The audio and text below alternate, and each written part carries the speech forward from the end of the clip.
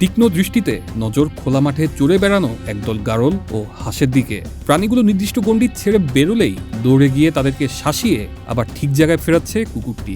শুধু তাই নয়, অপরিচিত কোনো ব্যক্তি কিংবা বিপদের আঁচ করতে পারলেই জানান দিচ্ছে মালিককে।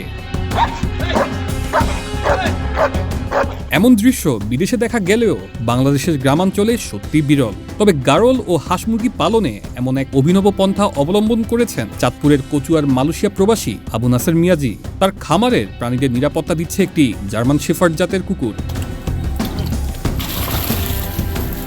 ২০২২ সালে প্রতিষ্ঠার পর মাত্র ৩ বছরের মধ্যে খামারটিতে যুক্ত হয়েছে নানা সম্ভাবনাময় উৎপাদন। এখানে রয়েছে শতাধিক গারল, ২,০০০-এরও বেশি হাঁস, শতাধিক ভেড়া ও ছাগল, ২টি পুকুরে চলছে মাছ চাষ আর বিদেশি প্রজাতির নারিকেল ও সুপারি গাছ। এই বৈচিত্র্যময় মিশ্র খামার এখন এলাকাবাসীর নজর কাটছে প্রতিদিনই।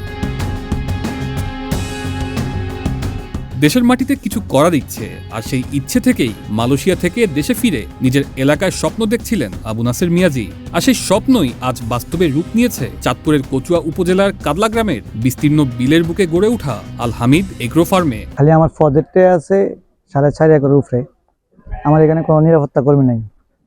আমার নিরাপত্তা কর্মী হইলো আমার এই যে 2 ডগ, একটা হইলো যায় জার্মান শেফার্ড, একটা হইলো যায় লেব্রা। এরাই থাকে, কারণ নিরাপত্তা কর্মী দিয়েও তো আমরা কমফোর্টেবল না, যেই জন্য এগুলো আনছি। এগুলোই আমার নিরাপত্তা কর্মী, আমার অন্য কোনো নিরাপত্তা কর্মী লাগে না। কোনো চোর ডাকাত কেউই আসতে পারে না আর কি। কুকুরে সব কিছু দেখে রাখে।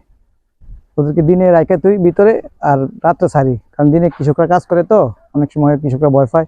ভোর 6টা বাজে আমরা ঢুকায় ফেলাই ইয়ার ভিতরে, খাঁচার ভিতরে, আর সন্ধ্যা 7টা বাজে ছাড়ি। 7টা বাজে ছাড়লে মানে অনেক শিয়ালেরও অনেক আক্রমণ আছে, পুরো এলাকারই ওটা নিরাপত্তা দেয়। তো এগুলো খাবার হলো যায়, খাবার একটু কঠিন এক্সপেন্সিভ ফালার জন্য দৈনিক একটা মুরগি দিতে হয়।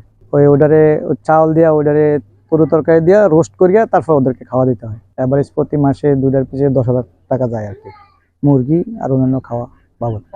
সার্ভিসের জন্য আমার মনে হয় যে যাদের ফার্ম আছে দেশে, নিরাপত্তার জন্য এদেরকে প্রয়োজন। আর লেবার সংকট, সিকিউরিটি সংকট, এই জন্যই আমাদের এই জার্মান শেফার্ড প্রয়োজন। কুকুরটির কারণে আমরা নিশ্চিন্তে ঘুমাতে পারি। কোনো চোর ডাকাত এলে ও একাই সব সামলে নিয়ে আমাদের জানান দেয়। আর সকালে যখন হাঁস ও গারলগুলো বের করি, কুকুরটি ওদের সঙ্গে থাকে। এজন্য গারলগুলো অন্য কোথাও যেতে পারে না। কুকুরটি থাকায় এই পশুগুলো দেখাশোনা করতে আমাদের কম লোকই হয়ে যায়। কুকুর আমরা এটা নিয়ে দেখাশোনা করি।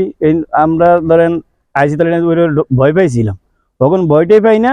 ওখানে আমগুলো লগে চলে, ও আউট মানে চাইলে মানে এনে খুব চিল্লাচিল্লি করে দৌড়াই যায় আঘাত করার জন্য।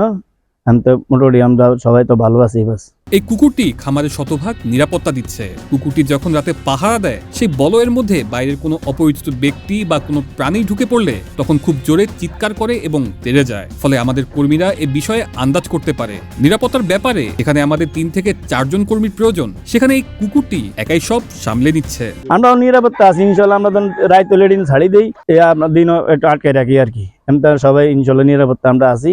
আঙ্গ মাছ পুষ্কিনি আছে, হাঁস আছে, মেড়া আছে, সব আমরা নিরাপত্তা আছি আলহামদুলিল্লাহ। বিশ্বের অন্যতম জনপ্রিয় ও বুদ্ধিমান কুকুরের জাত হলো জার্মান শেফার্ড। বুদ্ধিমত্তা, আনুগত্য ও কর্মদক্ষতার জন্য এই কুকুরটি বিশ্বজুড়ে বিশেষভাবে পরিচিত। বর্তমানে বাংলাদেশেও ধীরে ধীরে এই প্রজাতির কুকুর পালনের আগ্রহ বাড়ছে। জার্মান শেফার্ড শুধু একটি পোষা প্রাণী নয়, বরং এটি পরিবারের একজন বিশ্বস্ত সঙ্গী ও রক্ষাকবচ হিসেবেও কাজ করে। আবু নাসের মিয়াজি, যিনি একজন ভালো সফল উদ্যোক্তা, ওনার গারল খামার এবং হাঁসের খামার রয়েছে।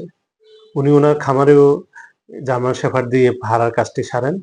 এই অঞ্চলে যেহেতু একটি চুরির প্রবণতা একটু বেশি, সীমান্তবর্তী একাধিক উপজেলার সীমান্তবর্তী অঞ্চলগুলোতে এই জার্মান শেফার্ড ভালো ওয়াচডগ হিসেবে ভূমিকা পালন করতে পারে।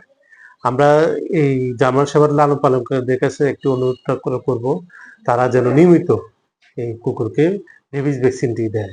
কারণ এই রেবিস ভ্যাকসিনটি দিলে উনি নিজে যেমনটা নিরাপদ থাকবেন, ওরা প্রতিবেশীও নিরাপদ থাকবে, সাথে সাথে কুকুরটিও নিরাপদ থাকবে।